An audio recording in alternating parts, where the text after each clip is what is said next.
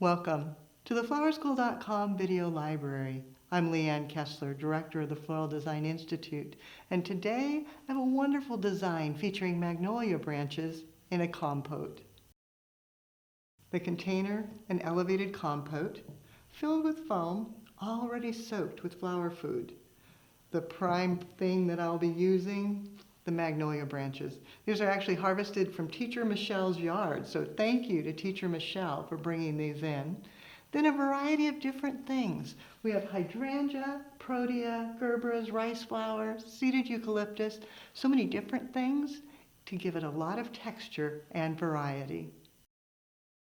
I like to start with the branches at the very beginning because they establish the line and the form. Cutting them down using a nice pruner, pruning out any that are a little extra or messy so you have nice clean lines, and then placing it angled into the container. I'm going towards the back a bit, nice and firm. Then bringing in a second branch,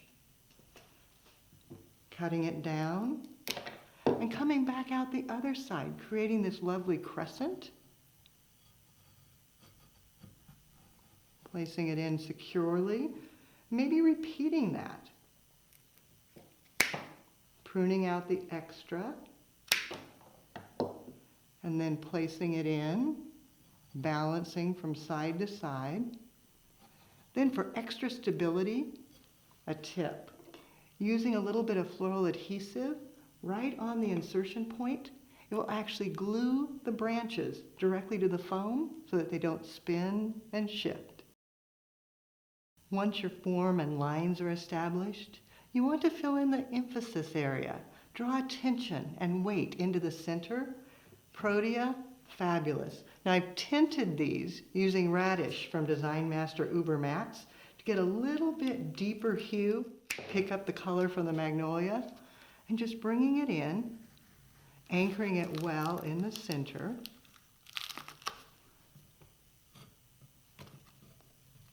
Adjusting slightly around, then coming up and back.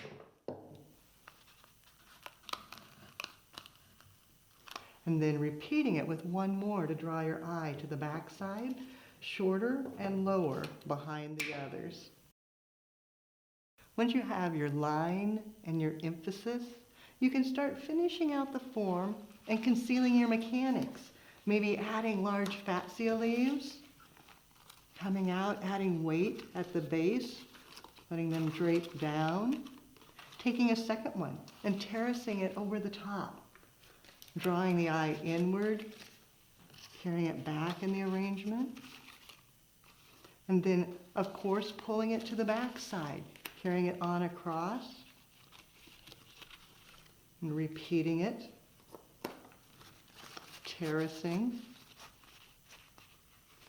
A little bit of seeded eucalyptus to give some nice draping over the front, breaking the line of the container, adding texture. Of course, bring it around to the back side. And then also carrying it up into the arrangement, drawing the eye through. And then maybe other foliages, anything you love. I've got some Pittosporum, adds a nice deep green color, and again, helps to hide all the mechanics. Now comes the fun part, filling in and enhancing the design with all your favorite flowers. Maybe it's the miniature gerberas. Their necks have that little natural curvature that follows along with the form that we've already established.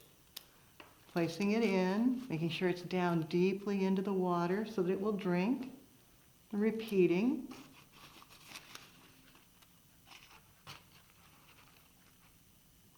Maybe bringing in a little bit of rice flower, brightening the base of the design, coming out underneath the protea.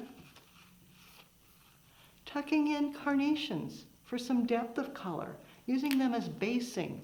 Tuck very, very, very low, drawing your eye into the arrangement. Then for brightness and texture, Sterling Range Heather. Just breaking it down, coming out on the opposite side, enhancing the magnolia lines. Most important for this arrangement is fabulous branches. So I started with 4 stems of magnolia. Then I needed a fabulous emphasis. 3 protea that I tinted to get them a little darker to go well with the magnolia.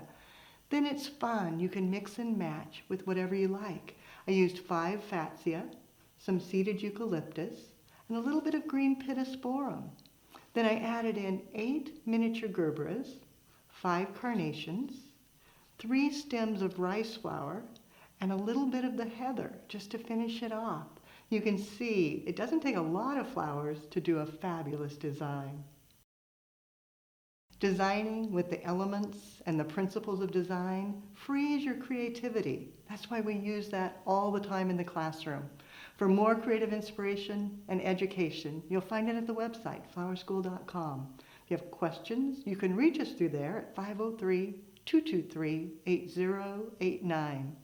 What are you going to do? It's your turn now.